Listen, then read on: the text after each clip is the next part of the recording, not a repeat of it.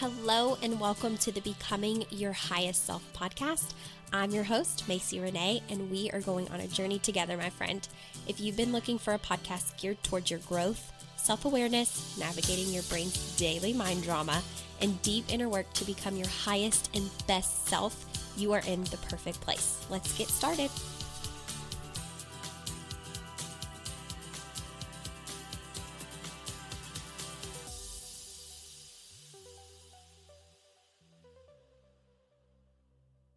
Hey guys, welcome back to another episode of Becoming Your Highest Self podcast. How is everybody doing? I hope that this week has been a decent week for you.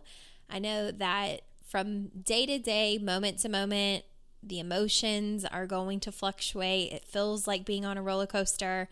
Last week when I recorded this podcast, it was a really hard week for me. I don't know why, but energetically, emotionally, I was just in a funky place. And, the thing about this podcast that I love and something that is really important to me is just being real and raw and vulnerable with you guys, because I feel like that's number one for me in doing this podcast, and that every week that I show up to do the podcast, I'm not always happy, right? I'm not always in this like bubbly energy. And although last week nothing had really gone wrong, I was not feeling like myself, and that's a normal thing. And I think especially during social distancing and quarantine, you're just going to have days where you don't feel great. You don't feel like yourself. You're just riding the roller coaster, and that's okay. So today we're going to talk about what to do if you are a people pleaser. But before we get into that, very quickly, I cannot talk. Very quickly, I wanted to remind you guys that the manifestation code and money mastery blueprint is still open for enrollment, okay? There are payment plans available, 3 to be exact. So if you're wanting to look into that digital course, if you're wanting to change your relationship and thoughts around money and how you treat money, which in turn affects what you're able to receive, then go to courses.macyrenee.com and click the manifestation code and money mastery blueprint, and you can see the 3 different options that you have for enrolling in the digital course. And you get the course for a lifetime. Any content that I add to the course, you get for no additional cost. So if I add 10 videos in the next year about money as I continue to learn more, right, as my money blueprint increases and I'm able to teach you more because I'm experiencing all of these different epiphanies as I go through it as well, I'm going to add all of that content for you guys, and you get it for no additional cost. So the program's not going to be $777 forever. So the benefit of getting it now is that when you buy it, you don't pay anything additional for anything that's added. You just get it and you have it for a lifetime, and you get any new content forever, right? So even if the course ends up being one day in the future, a $1,200 course or $1,500 course, you don't ever have to pay the difference. You get it for what you got it for, and you will always get all the new content added to it. So there's a huge benefit to that. And again, there are 3 different payment plans right now: a 2-month payment plan, a 3-month payment plan, or you can pay in full and just be one and done. So that's available to you. So let's get started with people pleasing. What to do if you are a people pleaser. You guys, I spent most of my life people pleasing.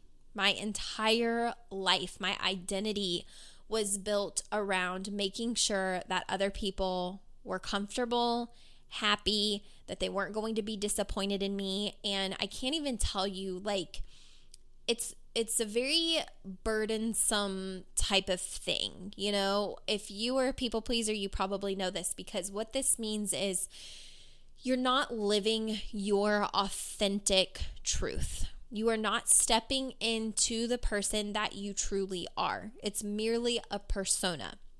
If you constantly go around worried about what other people are thinking of you and your choices and the things you say and the things that you do, and you feel like you can't be the person who maybe you are, with your husband or your wife or your family. And you can't be that person to, your colleagues and maybe your business friends and on and on and on and on, right? It doesn't even matter.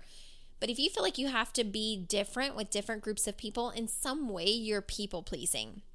If you feel like you have to restrict the things that you want to say out of, being afraid it's going to make someone else think something about you because you said it or because you thought about it or because you mentioned it, whatever, you are doing some sort of people pleasing. If you walk around on eggshells worried to disappoint someone or make someone mad or frustrated and you feel like, they're going to have this very strong response to you, you are people pleasing. And this was where I spent most of my time, most of my life, constantly people pleasing. Now, if this is you, you know that it's a very exhausting experience because you're not able to step into this fully embodied person that you are and the person that you have the capacity and capability to be. So I'm going to share with you guys some deep work that you can do if you feel that you're a people pleaser, okay? One of the ways that being a people pleaser really affects us is in our energy. And I see this as a Reiki energy healer and someone that understands energy really well and works with clients who, want their chakras balanced. Now, if you don't know what a chakra is, it's the energy centers in our body. We have 7 of them and they all correlate with different organs in our body. If I'm getting a little too woo-woo for you, just bear with me. Energy is a real thing. We're all made up of energy. Every single thing in the world is made up of energy. And everything that's happening in our life is always this energetic response. So in talking about people pleasing, right, it begins to burden our energetic systems when we are not being who we are because we're so worried about what other people may be thinking about, who we are or who we're being. And a lot of the reasons why people even judge other people or maybe have a hard time understanding other people is because of our own ego. And I've talked a little bit about that on the podcast. Our ego comes in, our ego always wants to fight to be right. It, creates separation between people. It doesn't always see everybody for their humanness and as beings of light. It more so comes in as like, I'm this, you're that, I'm here, you're there. There's just a degree of separation. And so sometimes whenever there are people that we love and we care about or people that we really want to impress or be accepted by, we will often almost dim our light and make ourselves feel smaller or not be fully who we are or say the things that we're thinking because we are worried about that person accepting us. And that's another form of ego, right? Wanting somebody to accept us and conforming maybe a little bit and not truly leaning into who we are and what we want to say and what we have to offer and what we have to share and being, keeping ourselves smaller to make someone else feel comfortable. That's our ego as well. That's our ego saying it makes me uncomfortable to be who I'm capable of being because that means people are going to say this, people are going to think this, and I don't want that, and I don't want to feel uncomfortable with that, and I don't want to face what that's going to feel like because it's probably going to feel painful if I'm rejected in some way. And so we conform a little bit, but that's also an ego response. So people pleasing is very much an ego response of, I want to be liked, I want to be loved, I don't want to be rejected, I don't want to feel the pain of that rejection. So if you are someone that battles people pleasing, here are a few things that you can do, or at least recognize and bring into your awareness so that this is not something that keeps you from stepping into who you want to be. I can remember growing up, like always feeling very uncomfortable if I was ever compared to someone else because I didn't want them, the person I was being compared to feel less than. I also didn't want to feel necessarily greater than someone else. I just wanted to be recognized for my own individual accomplishments and it not have to mean that someone was less than or not doing as much as me. And it didn't mean that maybe I was less than someone else if I wasn't doing everything that they were doing. And so the first thing that I would say, if you know that you're a people pleaser, is to really tune into your body and ask yourself, what is true for me? Like, if I didn't have to be any certain way, if I could just be who I want to be and step into my power and my authenticity, what would that look like? And the first thing is just really getting clear on what is different. Like, what do you do around certain groups of people that maybe you don't do around your family, right? Or vice versa. What are some things that you can pick up in your actions or the things that you want to say where you restrict yourself? So a lot of times when I'm working with my clients and working with their chakras, two common chakras that are always closed are called the solar plexus and the throat chakra.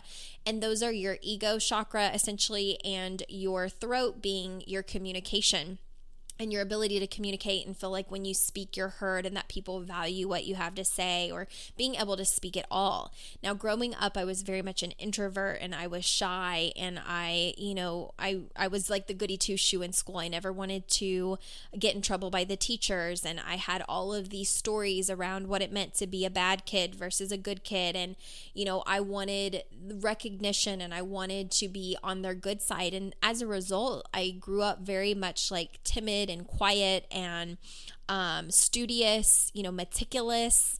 Those were a lot of the things that my teachers wrote about me. Very meticulous, very studious, something that stroked my ego all the time was hearing as a kid, I wish there was a classroom full of Macy's because she's so well behaved. And while it served me well in school and it allowed me to get a lot of work done, growing up, it also made me feel like I didn't fit in. And so I felt rejected a lot of times. And so then I began to feel like I need to be a different way with these people versus these people. And I need to, make adults around me proud because I get recognition. But in order to get the approval of my peers, then I need to be a little bit more wild and a little bit more laid back. And while I never myself would call myself wild, because I definitely wasn't, I definitely fell into some peer pressure types of situations, or at least put myself in my own peer pressure situations of doing things that I only did because I wanted the approval and acceptance of other people. And it was like this push and pull. If I do this to adults, I'm going to seem bad. But if I don't do this to classmates my age, I'm going to look, not cool or whatever it is. So growing up and even just getting into, college, I really had to dial it in and say, who am I and what do I want? And if I could be anything, what would I be? And if I could do anything, what would I do? And if basically someone could come down with a magic wand and say, here, I'm going to give you all of these qualities and I'm going to give you anything that you ask for. Money's not an object. Time's not an object. What do you want?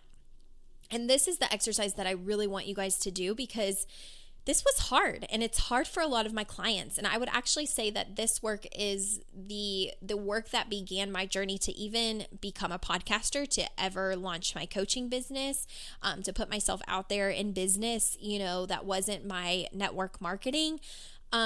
Because something that I really struggled with was the acceptance. Like, who's going to accept me? Who's going to reject me? Who's going to make fun of me? Who's going to, talk behind my back? Who's going to have bad things to say? And that keeps us so small. When we are so worried about people pleasing, it keeps us very small. It doesn't allow our light to really shine through, because we're so worried around what everybody else is thinking that we don't step into our power. So we may know that we're built for great things, and we may know we deserve more and we can have more and we can do more. But oftentimes that fear of what other people are going to be thinking and saying and doing about it feels so true and scary in our mind that we keep ourselves small. And yes, there's always going to be somebody that says something, there's always going to be people that doubt. There are going to be people that have something to say about the things that you're doing. But most of the time, you guys, people are so worried about their own life. This is what I found, that they really don't care what you're doing. And a lot of times, if you are doing what you want to be doing and someone is triggered by it, it's typically like, okay, let me back up. Typically, the reason that someone is triggered by what someone else is doing or not doing is because something is being mirrored that is within themselves. So let me re-say that again. If you ever feel triggered by something that someone else is doing, you're looking at their stuff and there's something inside of you that makes you want to hate them, something that makes you want to say something negative about them, something that makes you want to judge the crap out of them. It's usually because there is a quality that matches, okay? Deep down within you, somewhere in your subconscious, something triggers you because it matches, whether that's a spark of like, let's say that you're looking at someone else's life and you're like, oh my God, per social media, of course we know social media is a highlight reel, right? Not everybody shares the real stuff on there, but per the social media reel, let's just go with that. There's somebody that's living a life that you want, and you want to follow this person because there's a piece of you that's like, I need to be nosy and I need to know what's going on in his or her life. But there's also a piece of you that really wants to hate them and unfollow them and just delete them. And you hate that feeling inside. You're like, why do I feel that? Like, oh, I just hate that person, or I can't stand looking at that person and I should delete them because they trigger me. A lot of times the reason that you feel triggered is because they have some sort of quality or aspect that you also have within yourself. It's just that yours has not been birthed yet. Yours has not emerged yet. They might have a level of confidence that you wish to have and that your system knows that you have, but it hasn't been fully birthed and like aligned with yet. You haven't allowed yourself to be that, person yet, because maybe you're struggling with people pleasing, or all the reasons that you can't do it and all the beliefs of why you can't do it. And so when you see somebody else doing it, you will become triggered. And another reason that we can become triggered is when something doesn't align with us, something doesn't really align with our soul, right? If you see somebody doing something and you get really, really angry about it, you kind of have to sit back and ask yourself, am I angry because like I'm seeing them live this lifestyle and there's a part of me that wishes it was me? Or you see them living a lifestyle and you just want to change them because maybe you know that you know they could do better. What that usually comes down to, if you look at it deeper, is that quality in them, right, really doesn't fully align with you. Something about it just feels very like knee-jerk reaction of, I can't align with that in my life. That's something I don't want at all. So we will have these different reactions about different people and around different people. And usually what it comes down to is, something in our system giving us a signal of like, hey, the reason you feel this way is because A, it doesn't align with you at all, right? And it's being this loud and clear inner voice telling you that. Or B, it absolutely aligns with you because your system recognizes that you have that within you. You haven't stepped into it yet. Okay. And typically the reason that you haven't stepped into your full potential, and the reason why most people don't, is because they're so afraid of failing. They're so worried about how far am I going to fall? How bad is it going to hurt when I fall? What are people going to say when I fall? Everybody's going to point and laugh. Everybody's going to make fun of me. And we keep ourselves in this bubble. And you guys, if I would not have done the work of really asking myself, okay, if I was given a magic wand, what would I want? What would I do if I had all the money in the world? Money wasn't a thing. What things would I do with it? My time, my energy. Asking myself those questions was very difficult at first, but so very necessary to find out that without limitation, what does my life look like? And when I compare my current life right now with the life that I desire, I'm able to clearly see all the work that I have to do.